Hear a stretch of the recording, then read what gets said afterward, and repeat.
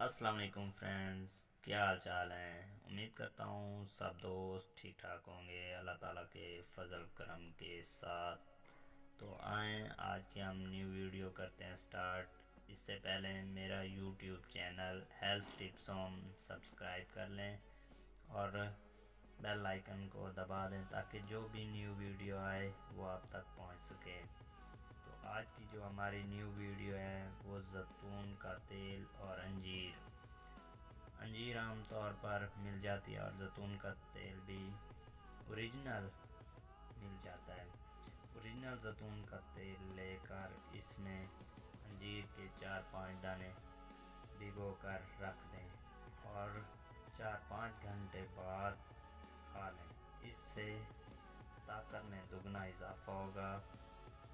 असाबी कमज़ोरी, जिनसी कमज़ोरी और मैदे की खुश्की जाती रहेगी।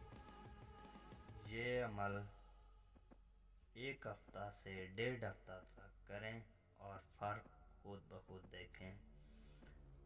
रोगन ज़ैतून कब्ज़ के लिए भी बेहद मुफीद है। रोगन ज़ैतून दूध में डालकर दूध पिएं।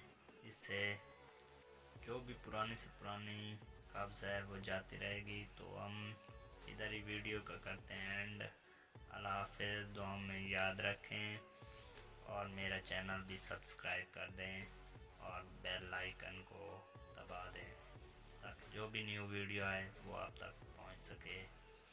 ओके, अल्लाह हाफ़िज़।